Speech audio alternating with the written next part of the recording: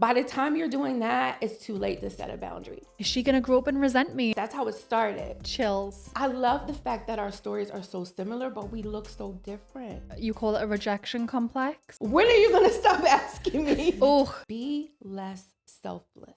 I don't believe I should censor myself with someone I'm sleeping next to at night. wait, I am not gonna escape the chance to talk to you about this in person. That's how crazy it was, because then it takes every excuse away from everyone who's believing that they can. Okay, I'm fangirling. I'm so excited to have you here. I was just telling you, I picked up your book randomly. I think it was in Paper Source, probably in Paper Source, a stationery shop, and I was shopping and I just seen the cover of it. I opened one page and I just was like, this is for me. And it sits on my desk. I'm obsessed. I love that you have a new book coming out. We're going to talk about all the things, but I just want to say you are the most incredible writer and it's such an honor to have you here. Thank you so, so much. When I reached out to you, I got in your DMs and I said, the post that you shared from my second book, All the Right Pieces, is going viral. I really appreciate the honest conversations that you have about life, not just business, and how you're creating a space for not just businesses and, brands to go viral, but also healing. So thank you so much for connecting. I mean, I feel like business and entrepreneurship is the biggest healing journey because it's going to show you everything at such an accelerated pace. Like if there's ever been anything that has shown me what I need to heal, it's my business. Yeah. Life in general, business and relationships for me actually show you who you really are, because both require vulnerability depending on what business that you're in. I wrote in my third book, Habits for Healing, how someone with the rejection complex probably shouldn't be doing some of the things that I've been doing, because I had a lot of issues around not being wanted, not being chosen, or not feeling like I was. And so putting yourself out there as a creator, putting your books out there, your brand, your business, it creates an opportunity for rejection. And if you don't heal that first, you'll internalize every no, every somebody else, not you, as an indictment on your character, your personality, and who you are. And so definitely. I relate to that so much, that you call it a rejection complex. I did. Oh, I mean, I had that from such a young age of just not feeling chosen, never feel like I fit in. And it's been so much work to even put myself in a place of rejection, like that, those protection mechanisms that go up. And I know we definitely have similarities in a lot of our story too. So can you take me back to childhood and tell me a little bit about how you grew up? Because I think it sets a really beautiful context for what you do now. Yeah. So it's funny because I said, oh, I'm so tired of talking about this. But I realized that this is literally the foundation of the work that I do in the world, and most certainly the work that I've done on myself. My parents were teenagers when I was conceived. My mother was 15 and my dad was 17. And I don't know if you can be a couple at that age, but by the time I was born, they weren't even into each other anymore. Thank God my mother chose to carry me. And I give the third book is dedicated to her for wearing all of the things that come with teenage pregnancy. And one of the decisions that was made for me, and then a decision I made for myself a little later on, was for my grandmother to raise me, my paternal grandmother. So I literally grew up in the home with my dad, my uncle, and my aunt. My grandmother raised me. She was the very first person I called mom. I also called my mom. And I had a really good relationship. But there's something that's lost in the conversation around foster care and adoption. That small sect of people, it's not actually that small, the more I talk to other people though, that are raised by their grandparents or an aunt or someone in the family, because you think, oh, you're with a family member, so you're okay. But that's not always the case. It's often a little more difficult when you have that engagement with your biological parents and they're not actually your social or your, the people who are raising you as a parent. It creates some cognitive dissonance. And so, although later on I knew it was the best thing for me, I struggled with, why wasn't I raised by my mom? Why didn't my parents, pull themselves together in a way that would create a space for me in their life? Why was I so different from everyone else? I was bused eventually from the projects. So I grew up in the projects, public housing in New Jersey. My grandmother worked up to 3 jobs just to afford that. And I went to a private school in another city where I was the only minority. Me and my forever friend, we're still friends to this day. And their lives looked so much different than mine. And I felt like it was unfair that my life was difficult. I felt like I didn't see the truth of who I was in my environment at home, more so in, this fantasy of what life could look like. And so I just started to create this identity that just felt really disconnected from where I was, who I was raised by, and how I was living. And so I talk about a moment in my life at 10 where there was a woman in an assembly talking to other people like me about statistics. She said, if you grew up in an environment where there was drug use and alcoholism, that could be your life. If your parents were teenagers, that could be your life, and so on and so forth, all the statistics. And I joke about how I was like, first of all, why are you in my business? Why are you telling my business? Every single statistic, every circumstance she mentioned, that was my life. And then secondly, I thought, not me, just not me. I didn't know why I felt like it wasn't me. I've always felt so different. Even as a child, I talked to my mom yesterday when I was in the airport, and she was like, as a young girl, you were just so, connected. I could talk to you and you would get it. I got that I was not supposed to be another generational aspect of my family that just repeated patterns. I didn't know why, but in that moment, I said, not me. And so I set out to do things differently. The only thing I could think was what my grandmother always taught me, which is get an education and then I could get a job and I would get out of the hood. Like my idea of success was to get a state job that paid me enough to get a house. I didn't want to be in poverty. I also didn't want to be a teen parent. I didn't want to be a victim of domestic violence because everyone in my life was. Every woman was a victim and every man was a victimizer. And so that was the beginning. That's how I set out to become who I am today, simply by saying, not me, I want to do things differently. Mm. I think that's why I relate to you so much because I just see myself in so much of your story too. My mum was 18 when she fell pregnant with me, and I ended up moving in with my paternal grandmother. That's where I grew up around substance abuse, domestic violence, all of that. And Mhm. same thing, I remember my choice point of realizing and choosing I will do something different with my life. This doesn't Mhm. have to be. But then when people often say, where did it come from? I think about the nature versus nurture conversation. And I think a lot of it Mhm. was my nature. Like, same what you're saying. I couldn't put my finger on it, but I just knew I was going to do something different. Mhm.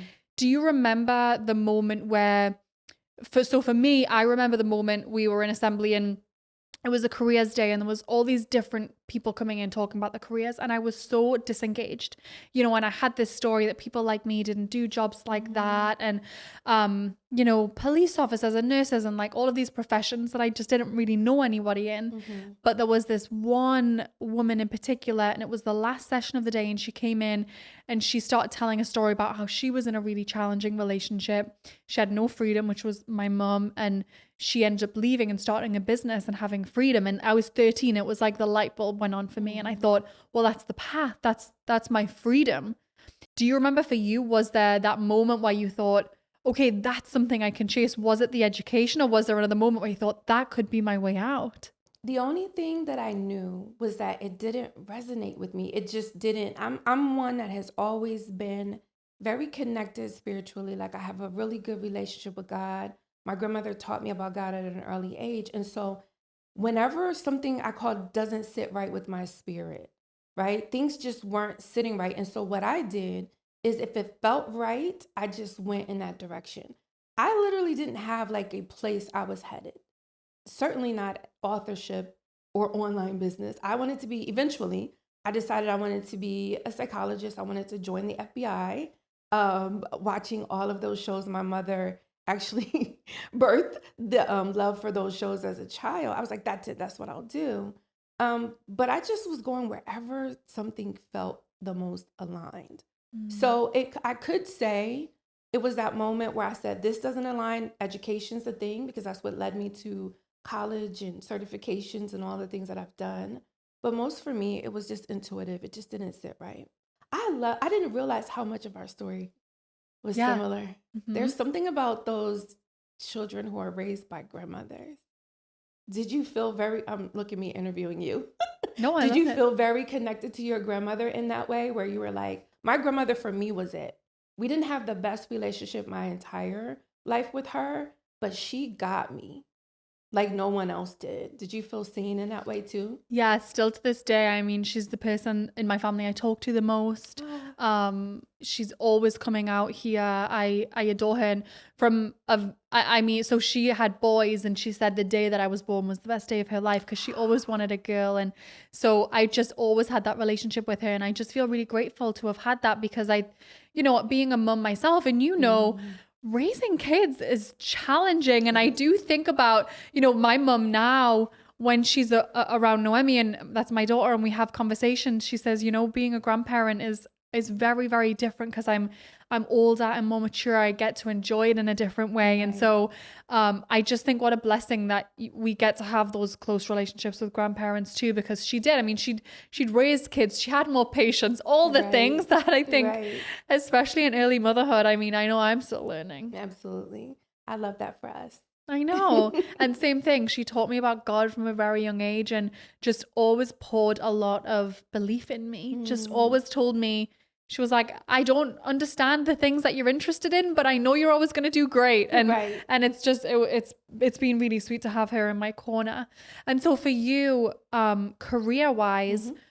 where did you start your career and what unfolded for you when you were kind of just feeling what felt good? How did it unfold? Because I think there's a lot to be said for not exactly knowing what your path is, Mhm. but actually following your intuition and saying yes and opportunities versus just sitting back and saying, well, when I know, I'll go chase that thing. Because I didn't know, and I just had to like keep trying and failing to find it. Yeah, I think that's the best way to do it. Those who have like a strong sense of knowing leave little room for the divine, leave little room for genuine connection and, just ideas and all the things that come with it. But for me, I share in the book the story of me and my relationship with my teacher, Miss V. And this was fourth grade. So I had to be around 8 or 9. And she pulled me to her desk and was like, you're going to sit here. You're not going to be around those kids. There's something about you. You need to get out of here. And that's how it started. Chills. But then it went from her mentoring me to me advising her. She would come in on Mondays and tell me all about her weekend. How, a date didn't work out. A friend set her up. It was a blind date. He thought she was ugly. She thought she was ugly. Her parents didn't really, support her decision to work in the inner city sort of, um, situation and not be married at her age. And so I would kind of just give her advice and she would listen. And I remember doing that for so many people most of my life. I knew there had to be something to my level of being able to see people in the way that I did. And then people listened to me. Even my parents, my friends' parents, everyone was always talking to me. So what I did is I just went with that. If listening is a job that I could do, if giving people advice is something that I could do, I'm going to do that. And so I got my degree in psychology. I worked as a counselor. I worked in corrections. I worked in child protective services. But what I realized a few years, not a few years, I'm kind of old. So after working quite a while, is that there was a different level of care and service I needed to provide for people that would include the story of my life. I couldn't self-disclose in my jobs. I couldn't say, to my kids who I was working with, get out of here. And it's possible because I did. You don't have to be a teenage parent like your mom because I did. I had to do it a different way. And my story was a part of my story is a part of the work that I do in the world. And so whenever people are lost on their journey and they're trying to figure out what do I do? What is my purpose? What am I supposed to do? I always go back to what have you always done? There's a version of you that is the highest version, that is the most beautiful version. And I'm not talking about looks or money or popularity. I'm talking about where you feel. completely like yourself, completely connected and centered in the world, and explore that. For me, it is serving others in a way of guidance. It is telling my story to serve other people, even the embarrassing ones. And it's having conversations like this. And so it's in the chapter on remembering who you are, the last chapter in the book. And I talk about that version of us that's always been there.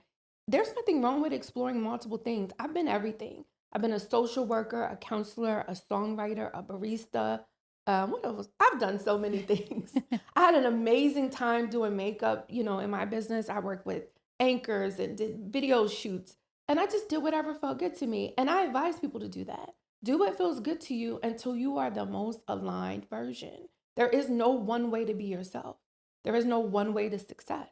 I love that you talk about that and the piece about remembering who you are versus finding who you are. Yeah, there's a difference. I feel like I had the biggest identity crisis ever when I had my daughter. I just had this big realization of, wait a minute, this person I am in this life that I've built, I don't know that it really resonates. And it was not a feeling of going and trying to find myself, but more, how do I remember who I am? Like underneath all these layers that I've put on because I was trying to overachieve or I was chasing so hard to get out of a situation or whatever it was. But that identity work is really hard. It is. Where does someone even start with that, with uncovering? Like let's say someone's listening and they're like, yeah, I'm feeling that I don't know who I am. Actually, I don't know if I just have been following along the road and it's like I've been a magic carpet ride and all of a sudden I'm like, wait, who am I? Where do you start with that? You start with the thing that speaks to you the most. So what happens, so this is my thing, and it's completely going to disrupt what people think about success. We are here to be ourselves. That's our purpose. When we are ourselves truly and really, we identify talents and gifts and skills, right? We fall in love. We build things, we create things, but all of those things, if they're done well and if they're healthy, are a byproduct of us really being in ourselves, really standing in our unique stories, our unique essence, right? And what happens is life starts to speak to us when we are not speaking to ourselves, when we are not listening to ourselves. So most people know what they want. They know what they want, they know what they want to do, but it doesn't look like what someone else is doing. I didn't think that I would make money as a speaker or helping other people, so I ran away from it for years. You couldn't pay me to think that this was going to you couldn't pay me to think that I would get paid at this. That's how crazy it was. And so I ran away from it, when the truth is anything that you do well will be successful. Your version of success though, right? So start by listening to yourself. What is really speaking to you in this season? If it's cooking, cook for a while. If it's working out, work out for a while. If it's focusing on your children, do that for a while. When you do that, you are in a space where God and life and your gifts and your talents and your skills can speak to you, right? In that moment, in that assembly, I said not me, not because I knew what me at 10 years old was going to be, but because there was a voice inside of me. I remember sitting on the steps. It was 3 steps that led up to the door in the projects. And I would sit on the top one and I would just stare at life. Like just looking, I don't know what I was looking for. I don't know what I was looking at, but I was just being still and silent. And that is where wisdom was deposited. When I talked to my teacher and I said, if your parents think you're ugly, this is me at 8 or 9, you look like your parents, so they're ugly too. That's what I said to her. And she did exactly what you did, laughed out loud.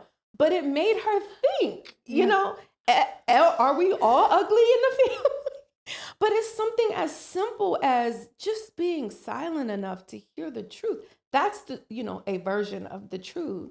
And so it served me to sit in silence so that I could hear. So to answer your question directly, if you're like, I'm lost, I don't know where to go, take a few moments during each day for the next 7 days and say, who am I?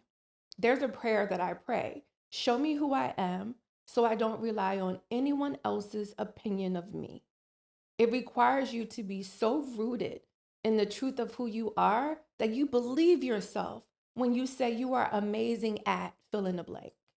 That you believe yourself when you say, it is absolutely possible for someone like me, a Black girl from the projects, to do something other than be just a Black girl from the projects, or, a white woman from Minnesota or from the UK. I love the fact that our stories are so similar, but we look so different, Mm. because then it takes every excuse away from everyone who's believing that they can't, right? Oh, So 7 days just asking, who am I? And be open to the answer, because life, God, your friends, your community, movies, music, and stories that you'll remember from childhood will be revealed. I love that so much. And I'm just curious for the person listening who is hearing that and it's resonating deeply, and they know that that answer is going to come, but there's a lot of fear around maybe having to slow down, or maybe they're in a job or they're running a business that just doesn't align with them, and they're worried that if they slow down that something won't be on the other side. What would you say to that person? Lies. Lies. There's something that I wrote years ago, is that life will tell you that it can be any different than it already is, and that's a lie. Life can be different than it already is. On the other side of what you are looking at now is a version of you that is so beloved and so blessed and so extraordinary and so smart and so wise. But life has been speaking to you, and you've been listening to life instead of your own voice. One of the things that happens when we experience trauma, especially in childhood, is that we feel completely out of control of our lives, because we are. Adults are deciding for us. Society is deciding for us. Social norms are the norms and not what we deem as relevant and aligned with ourselves. And layers upon layers of everyone else's opinions and projections are put onto us. But if we would just sit for a moment and give ourselves the opportunity to be open to something different, just stay open for a moment, that's when the truth will come in. And again, you have to be open to it looking differently than it did. Everyone in my family looks different than I do. I remember when I told my grandmother I was leaving social work to create music. She was like, "What? Like, really?" And then I did it. And we would be in her minivan listening to our songs on the radio. And she would still go, "When are you going to use that psychology degree?" Right? Because it didn't look like what she thought it was going to be. And I had to tell her before she transitioned, like, "Granny, when are you going to stop asking me?" But look at me now, using my degree to do other things, but I was just as successful. And so there are lies that we buy into that we have to start speaking truth to power to. And usually they are based on limiting beliefs. It's just someone else's idea of you, which isn't always a bad thing. My grandmother wanted what was best for me. I was building a new business in an area that me and her, neither one of us knew anything about. And so she was just worried that things weren't going to turn out right. Sometimes people are projecting their worries, their anxiety, their doubt. It didn't turn out right for them. Things didn't go as planned. Relationships were a mess, and life was a mess, and health was a mess, and all these messy parts of their lives that they don't want you to have to experience. And so, once again, in the book, I talk about checking the source. When someone is projecting onto you, do they have what it takes to give you that opinion, like for real? Do they know for real? Like, does Granny know for real? Does your mom know for real? Your siblings, do they really have a clue? Especially when you're starting a new business. Have you ever told someone an idea you had I know you have, because I actually know a part of your story, but for a business, and they're like, "What?" Or they're laughing or whatever. Sometimes they have to see it to believe it. Sometimes you have to see it to believe it. So again, just give yourself, I'm all into objectives, which is different than a goal. So objectives have a time frame, it has an actual plan attached to it. You'll go in and you'll do some edits. 7 days, 7 months, just do it differently for 6 months and see what happens.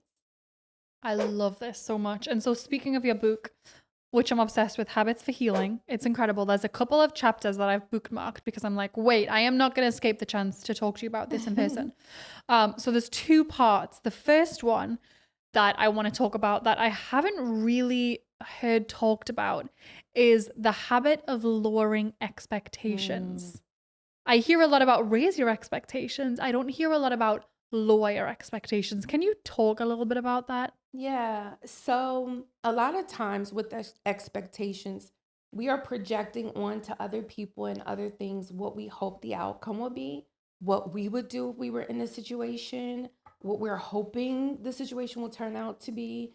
And it doesn't always align with reality, right? So in the book, I talk about how I expected my dad to be a version of himself that he used to be when I was little, before addiction, before life, before all of the things that he struggled with came into play. He was that version, but we can't ignore the reality of what had happened to him and his experiences. And so it wasn't until we were standing at my wedding reception years and years and years later that I realized he literally just can't meet my expectations.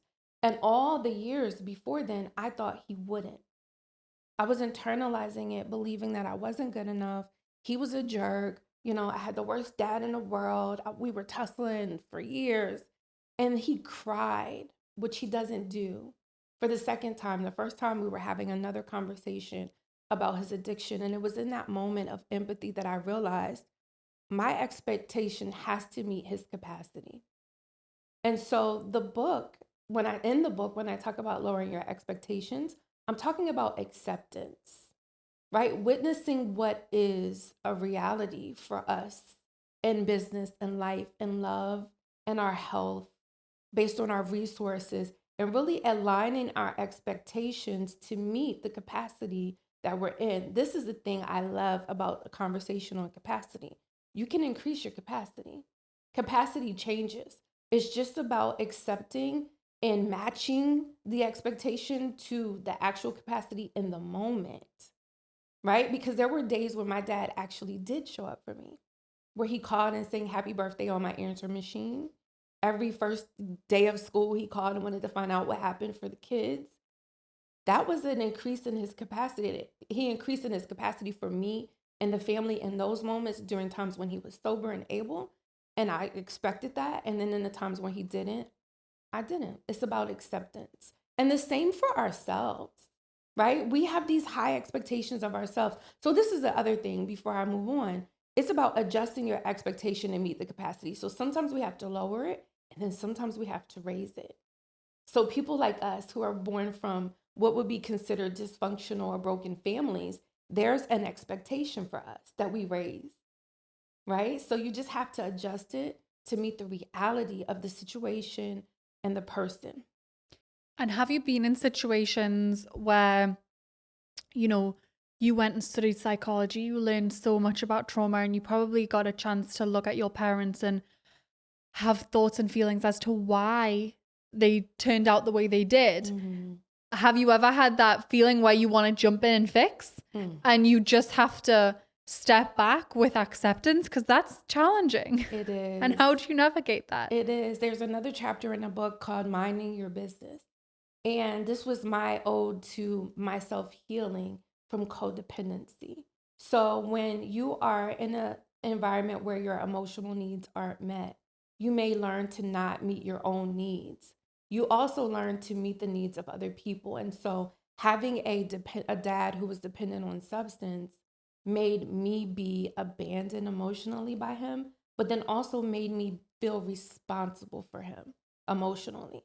So there were times where, not just times, like most of our lives together, I tried to save him. I talk about, he transitioned in 2020. I talk about how I woke up every day just praying he wouldn't die. I worried my entire life that this would be the end of him. And I would try to rescue him. I would try to save him. And I did that for other family members and friends. And what ended up happening is more self-betrayal, because I thought it was them victimizing me. I thought it was him letting me down. I thought it was him hurting me and not living up to my expectations, or for myself and our relationship and for him, when the truth is I was letting myself down. So the key to healing that need to rescue other people is to prioritize rescuing yourself. When I decided to reparent myself, to be there to protect myself, I realized that putting myself in a position where I was constantly being worried about him and constantly being hurt and scarred emotionally by his choices that I was actually injuring myself and I needed care. So I gave myself the care he couldn't give me and he couldn't give himself. And it actually healed our relationship because now he didn't feel like every time he looked at me, he was just letting me down. Now he felt like, okay, in this moment of sobriety, she's going to let me in and I want to be there. And it changed the narrative of our relationship because it wasn't always bad then. So if you're struggling with someone and they are living a life that is outside of their, what you think their capacity is or your expectation with them for them would be, I would say live your best life. Let them see the reality of prioritizing your health, your well being, and yourself. And sometimes that can be a motivating factor. I talk about how you'll be surprised what people can do if you don't do it for them, but Mm. you'll also be surprised what you can do if you focus all your effort and energy and be that same person that you are for other people to yourself.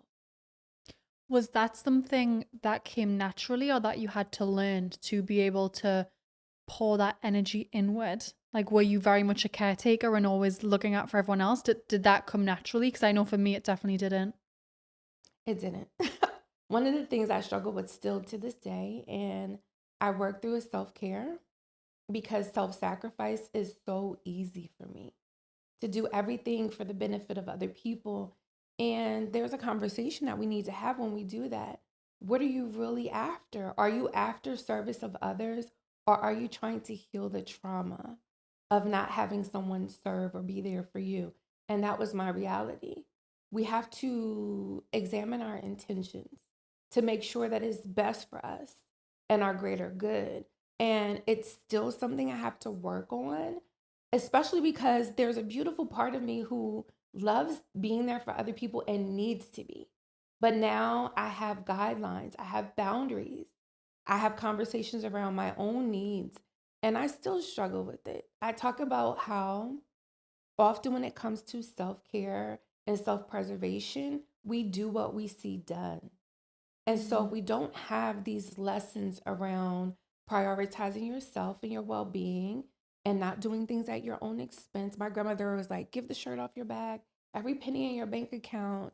And she transitioned in poor health.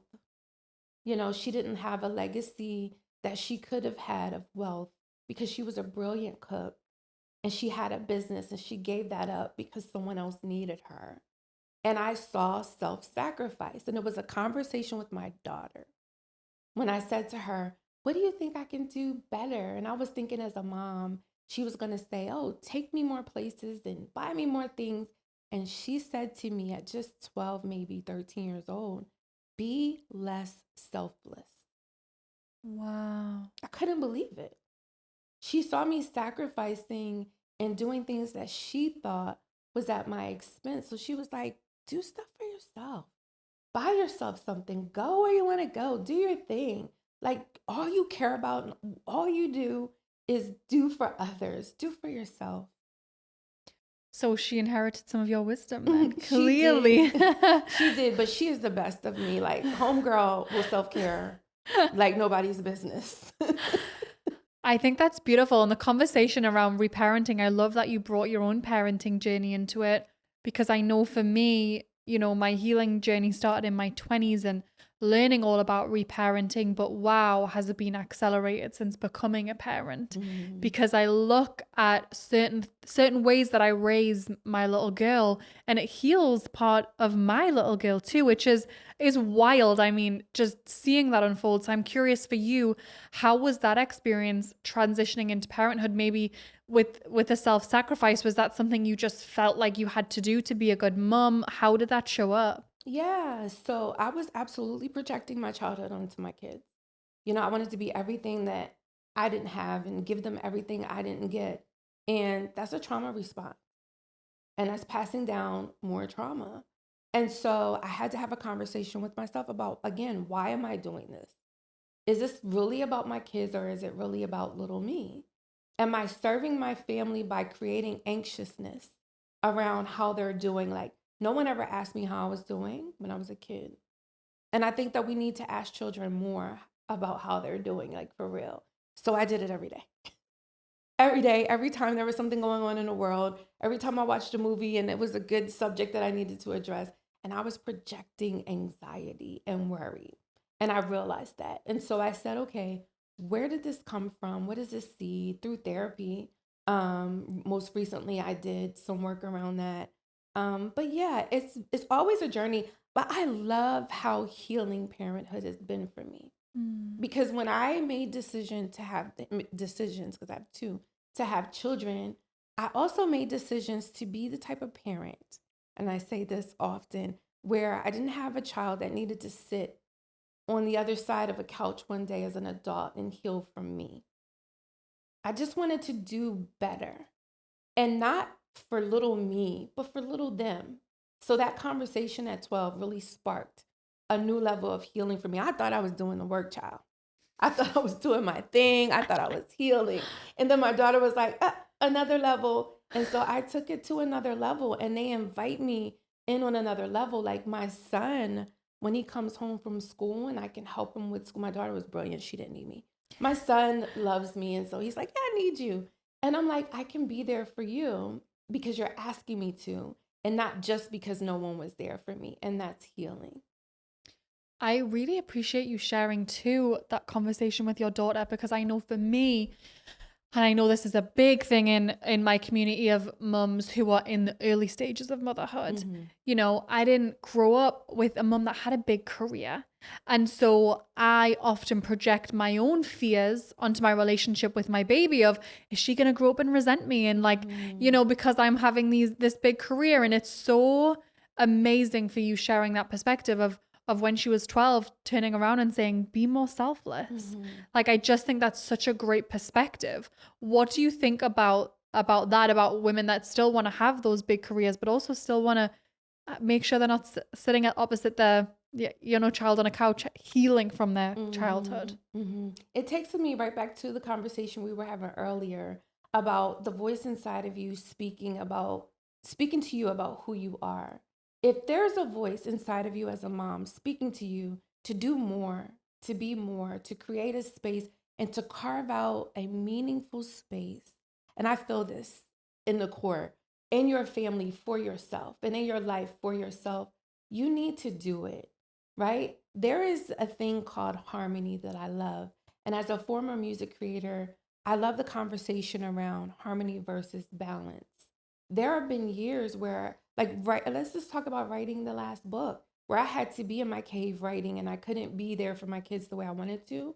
But the reason my kids didn't suffer is because when I am there for them, I'm there. They don't see me missing, they see me working. They are my biggest champions. And one day I hope that they see the possibility of someone little in their lives, if they choose to, championing them as well. My daughter wants to be a scientist. I am not a scientist. But I cheer that on in a world where it's a male dominant field. You don't hear about women doing very well in there. And she had a teacher, she's in her second year of school, that really challenged her on it. But seeing me carve out space in my life and in our lives gives her what she needs. And so your kids need to see you winning. They need to see you happy. They need to see you successful. It's not what you say, it's what they see. Clearly, my daughter saw a need for me to be less selfless. If my 12-year-old is seeing that, so is yours. And then I always talk to clients about, what did you know, and what did you remember when you were little? We think our kids don't know anything and that they're not saying anything, but they know you're sacrificing yourself. They see you envying your friends and, you know, the other people, and they're looking at you and thinking, I wish mom would just do her thing. Again, just try it out. Try doing your thing for a little while and watch how positively it impacts your children. Yeah, such a powerful reflection. Even when you are that young age, you can always think back and realize how aware you were of all the things. We know things. There's another chapter in your book, maybe my favorite, because it was one of the harder lessons for me to learn. And it was the habit of confrontation. And for me, my goodness, one of the biggest things that I've had to heal and has changed my life is people pleasing and not going into confronting situations because I didn't want to, I didn't want to like ruffle feathers. I didn't want to upset someone. I just would people please. And what it meant for me was I built resentment in important relationships. And, you know, it gets to a certain point where you have to air that resentment. And sometimes the relationship's still there and sometimes it's not. But I had to learn the hard way that avoiding confrontation was doing nobody any favors. Yeah. So can we talk about that? It's a big one. It is. And when I was thinking about what to name the chapter, I went back and forth about labeling it the habit of confrontation, because confrontation gets a bad rap. And what I'm doing is just inviting you to have a conversation. I'm inviting you to meet your own needs. I'm inviting you to feel safe and supported in your relationships, in your business, in your whatever situation you find yourself in, because the years and the moments of letting things slide are over. When you let things slide at your expense, you become bitter. You become petty. You become resentful, and all the things we don't want to experience in our relationships. If you just have the conversation, you can heal resentment. You can heal all of the negative emotions that come up. And this is the thing, even though we're not having a conversation, we're really having it. Our attitude is speaking for us, right? Our bodies, we feel it physiologically. It's coming up. Your partner knows you're not as connected as you were. Everyone knows something's going on. They're whispering at the family dinners. So you may not say it with your mouth, but you are saying it with your attitude and with your body. So just go ahead and let it out, right? It's an invitation to just, again, feel safe and supported. I don't see boundaries negatively. I think it gets a bad rap. Having a conversation about what can happen to support you and to make you feel safe and seen in your relationship should not be a bad thing. I don't believe I should censor myself with someone I'm sleeping next to at night. If you are having an issue with having a boundary conversation with your beloved, there's an issue, right? We trade, all types of things with people, but not our truth. So it's not the boundary. It's the thing. It's the thing you're not saying that is the issue. And I like to have a confrontation with someone or confront something in my life in a loving way. So if I start a conversation with my partner about, I don't know, not supporting me in my business, and helping her out around the house, and I say, "Hey, babe, you've been doing really well in business this year. I love that for you. And I would love that for me too. What do you think about, X, Y, or Z?" There's a difference between that and you don't help around the house and I feel like I'm not supported and you don't see me and I'm tired of these kids. It's a different conversation. By the time you're doing that, it's too late to set a boundary. For me, boundary is preventative. If I have the conversation first, then I don't have to have the attitude later. No, let's just be honest. People will cross your boundary. They will say, "I know you need this to feel safe and seen. I know you want to do well in your business this year, but I need. At that moment, it's on you to decide if the nature of your relationship needs to change, not your boundary. That's so powerful. And how do you think about that with friends and business partners and family members? Maybe, not that personal relationship, but maybe it's more professional and you feel like you're constantly sidestepping your boundaries, or maybe you're in friendships where you're always walking on eggshells. And maybe someone's listening to this, because I just know for me it's been a thing, listening to this and like, okay, I there's one relationship that comes to my mind and I know I need to change it. Where do I begin if I've already had that resentment, that bitterness, things start to build?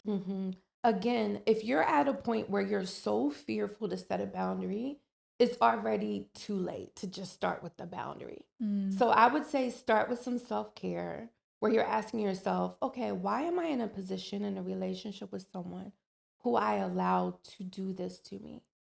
Where am I in my walk with myself, in my spiritual walk, in my alignment with my purpose and calling, that I would be here? And it's not an indictment on you, because at that point you get to see, the last couple of years was difficult. I was going through grief. Or, when my mom transitioned, it brought up some trauma from my childhood that I didn't get to see. And so we get to have other conversations from the book, like self-forgiveness. We get to have personal accountability conversations. And so sometimes it's not good to start just with the boundary. I would say that.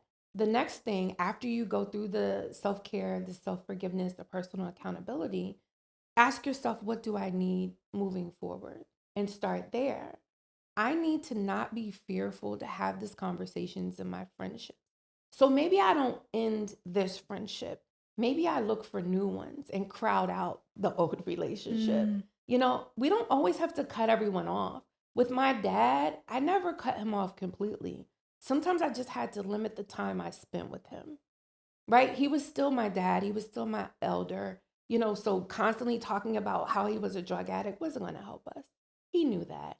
And so having a boundary about, I don't want you to do this, or I don't want you to call when you're high or whatever, I just didn't answer the phone. And when I didn't answer the phone, he sobered up and called again. And then I answered. Another thing that I loved is with my grandmother when she was alive, she loved to call me in the morning and have all of these conversations that old people have. This person died, this person's going to the home.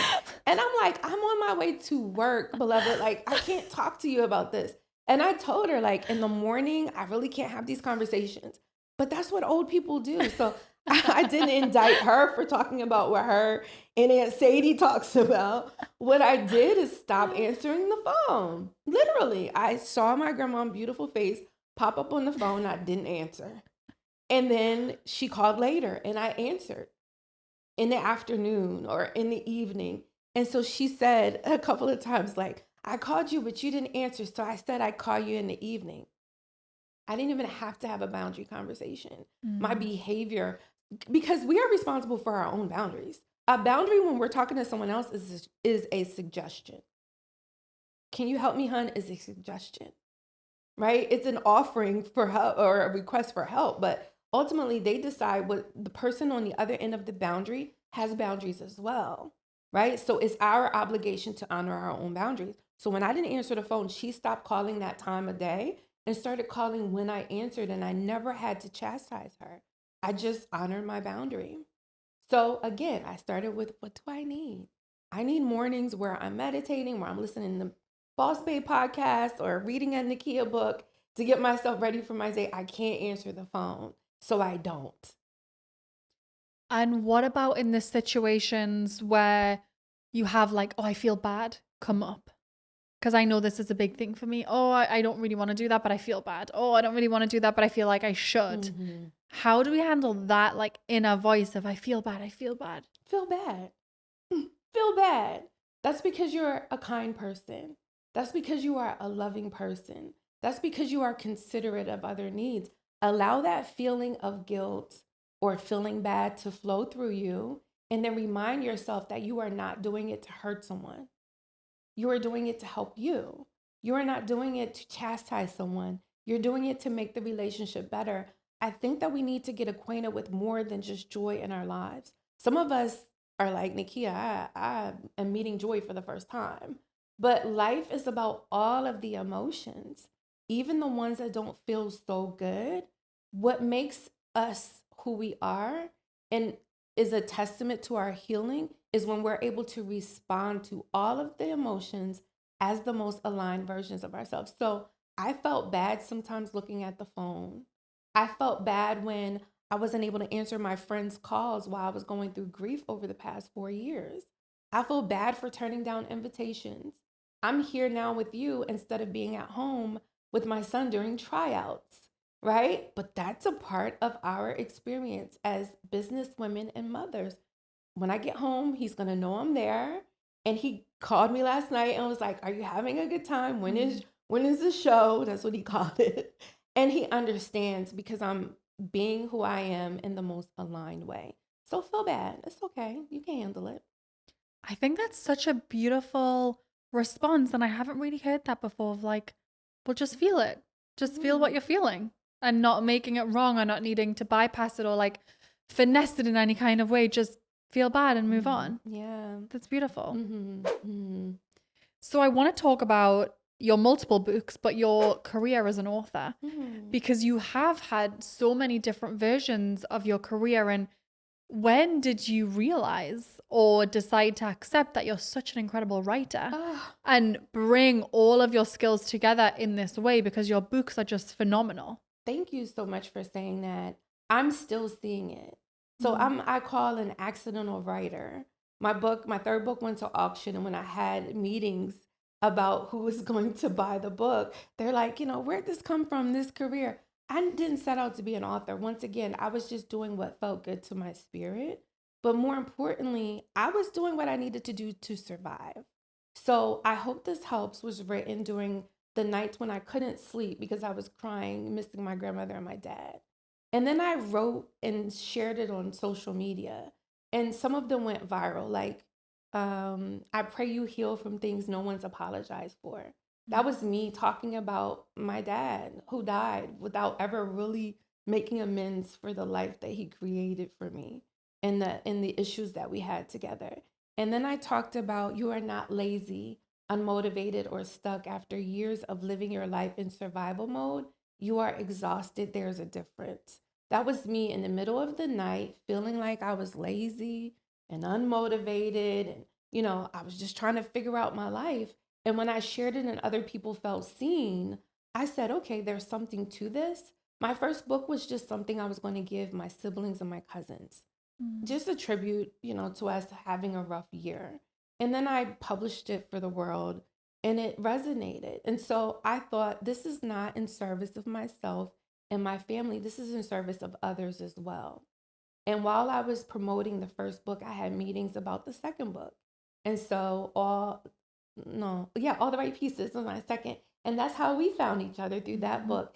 And you see how it connected us in a way where we weren't connected before and allowed us both to be seen in those moments. Again, I'm just doing the work that helps me heal and it's something that is of service to me. And it ends up being of service to others. That is the truth of purpose. When you are living as the most aligned version of yourself, your gifts show up in ways that you will not believe. If you are still lost, like we talked about earlier, and wondering, who am I? What is this life? Who are you? And what is your life? Like, really, answer the question. And then the third book, again, happened while I was promoting the second. I just keep showing up to whatever it is that God has for me and wherever it is that people need me. If I'm called, I'm going to show up. And such a testament too to when you are fully yourself, Mm-hmm. serendipity happens. And it's just amazing that, you publish the book and then it goes viral. Mm-hmm. And I mean, yeah, just a huge testament to, yes, to serendipity, but being on your purpose and being so good at what you do. Mm-hmm. How do you handle the copycats? Because you have many. That was hard for me. And I actually called a mutual friend of ours, Mel Robbins, and I was Mhm. like, somebody put this out and blah, blah, blah. And she was like, girl, people don't put stuff out all the time. People say stuff all the time. And I said, you're right. I had to release the fact that I don't own this work. It's not for me, it's for others to have and to use or whatever. It doesn't mean that I don't check people because I do. I Yeah. get it. I get in their DMs or I Good. send letters because my words are on bags, t-shirts, everything. But I wasn't publicizing my work at the time. So it actually highlighted where I was hiding myself. And so even when I write songs, like I used to get mad about one artist wanting the song over another. And I remembered I'm the writer, just write another one, right? So be about your business for sure, handle it. If someone is stealing your stuff, because that is not flattery, that is outright stealing. And I'm going to check you on it. But also remember that there is more to you out there that you have to put out there and it will come release the outcome. Well, I'm so excited for you. I'm so grateful that you came on the show because truly I'm just such a big fan of your work. Like, truly such a big fan. This book is freaking incredible. Habits for Healing. Can you name your other books as well and where people can find? Because I honestly, yes, this one's amazing, but I think people should get all of them and have them on their desk because I have your book on my desk and just whenever I need a reminder or I want a journal prompt or anything, I flip to a page And there's just always something there that speaks to me. So I just think everyone should get all of them. But can you share the different titles and where they can find them, please? Sure. So my first book, I Hope This Helps, is Everywhere Books Are Sold. And then there's All the Right Pieces, my second book. And then Habits for Healing, my third, the one that's out in the world right now. Reclaim Your Purpose, Your Peace, and Your Power. Amazing. And where can everyone find you on social? I'm everywhere at Nakeia Homer. I just want to say one thing before we end, because I really feel like your listeners are there and they're thinking to themselves, well, how do I get from this to that? Your version of that. I used to get pulled out of school, out of class for special ed reading.